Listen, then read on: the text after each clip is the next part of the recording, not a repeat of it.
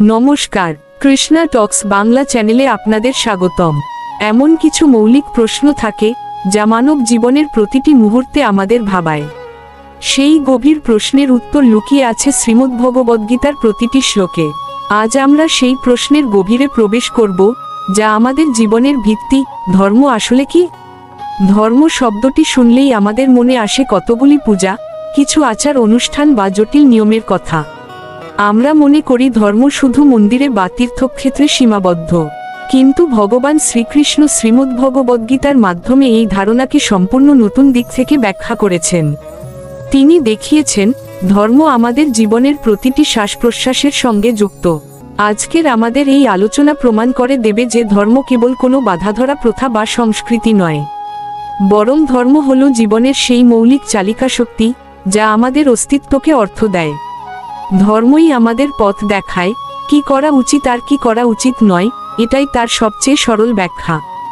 আমরা যে প্রশ্নটি করি, ধর্ম কি, তার উত্তর কেবল প্রাচীন শাস্ত্রে বা দূরবর্তী কোনো মন্দিরে নেই। এর উত্তর লুকিয়ে আছে আমাদের প্রত্যেকটি আচরণের মধ্যে, আমাদের প্রতিটি কথা এবং প্রতিটি নির্বতায়।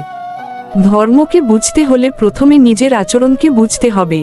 আসলে আমাদের প্রতিদিনের প্রতিটি সিদ্ধান্ত, আমরা কিভাবে কথা বলি, কিভাবে অন্যের সাথে ব্যবহার করি, এগুলোই হলো ধর্মের আসল পরীক্ষা। ধর্ম কোনো তত্ত্ব নয়, ধর্ম হলো ব্যবহারিক জীবনবোধ।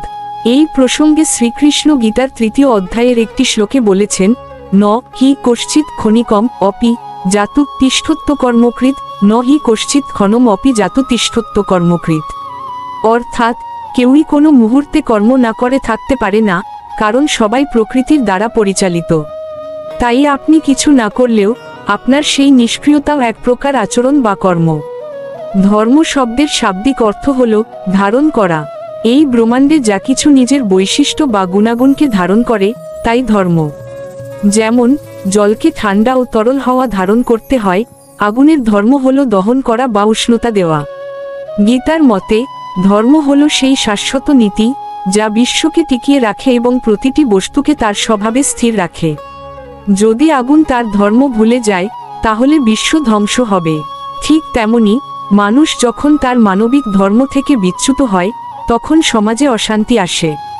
এই প্রসঙ্গে শ্রীমদ্ভগবদ্গীতার 3য় অধ্যায়ের একটি গভীর শ্লোক বলছে, শ্রেয়ান স্বধর্ম বিগুণ পরধর্মাৎ সনুষ্ঠিতাৎ, শ্রেয়ান স্বধর্ম বিগুণ পরধর্মাৎ সনুষ্ঠিতাৎ।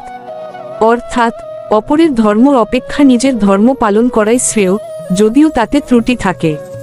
নিজের স্বভাব বা প্রকৃতির সাথে সঙ্গতি রেখে কাজ করাই আমাদের প্রথম এবং প্রধান ধর্ম। আপনার স্বভাব বা আপনার প্রকৃতিই আপনার প্রথম ধর্ম। নিজের স্বভাবের প্রতি সৎ থাকাই প্রথম ধাপ। ক্রোধ, লোভ বা মোহের বশবর্তী না হয়ে যখন আপনি আপনার আসল শান্ত, প্রেমময় স্বভাবকে প্রকাশ করেন, তখনই আপনি আপনার ধর্ম পালন করেন। আমাদের আত্মা যে পবিত্রতা, প্রেম ও সত্যকে ধারণ করে, সেটাই জীবাত্মার মূল ধর্ম। এই ধর্ম কখনো পরিবর্তন হয় না, যেমন আত্মা নিজে অবিনশ্বর। তাই বাহ্যিক আচার নয়, আত্মার এই স্বভাবকে প্রকাশ করাই আসল ধর্ম। আপনার একটি ছোট মিথ্যা, যা আপনি হয়তো সামান্য বিপদ এড়ানোর জন্য বললেন, সেটা আপনার কাছে সামান্য হলেও সামগ্রিক বিশ্বের সত্যের ভিত্তিটাকে দুর্বল করে। কারণ প্রতিটি মিথ্যাই অন্যকে অবিশ্বাসী করে তোলে। আপনি যখন কোনো অসহায় মানুষের প্রতি সামান্য দয়া দেখান, সেই দয়ার তরঙ্গ পুরো ব্রহ্মাণ্ডে শুভ শক্তি ছড়ায়। এই ক্ষুদ্র দয়ার মাধ্যমেই সমাজের বিশ্বাস ও সংহতি বজায় থাকে। ধর্ম তাই কোনো মহৎ বা বড় কাজ নয়, যা একবার করলে শেষ হয়ে গেল। এটি হলো আপনার প্রতিটি ক্ষুদ্র আচরণের সমষ্টি। সকাল থেকে রাত পর্যন্ত আপনি যা কিছু করছেন, তার যোগফলই আপনার ধর্ম। আমরা যেভাবে কথা বলি, যেভাবে কাজ করি, যেভাবে জীবন যাপন করি, সেই আচরণগুলোই আমাদের চারপাশের জগৎকে সংজ্ঞায়িত করে। আপনার আচরণই পৃথিবীর ধর্মকে প্রতি মুহূর্তে নির্ধারণ করছে। আর এই কারণেই শ্রীকৃষ্ণ বলেছেন, যোদ যোদ আচরতি শ্রেষ্ঠস তত্ত্বদ এবেতর জন, যোদ যোদ আচরতি শ্রেষ্ঠস তত্ত্বদ এবেতর জন। অর্থাৎ শ্রেষ্ঠ ব্যক্তি যে আচরণ করেন, সাধারণ মানুষেরাও তাই অনুসরণ করে।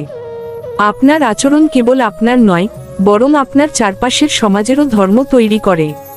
কারণ আপনি বিচ্ছিন্ন নন, আপনি হলেন সেই সমুদ্রের এক বিন্দু, যার আচরণে সমুদ্রের চরিত্র নির্ধারিত হয়। আপনার ক্ষুদ্রতম ঢেউটিও সামগ্রিক সমুদ্রের মেজাজ পরিবর্তন করে দিতে পারে।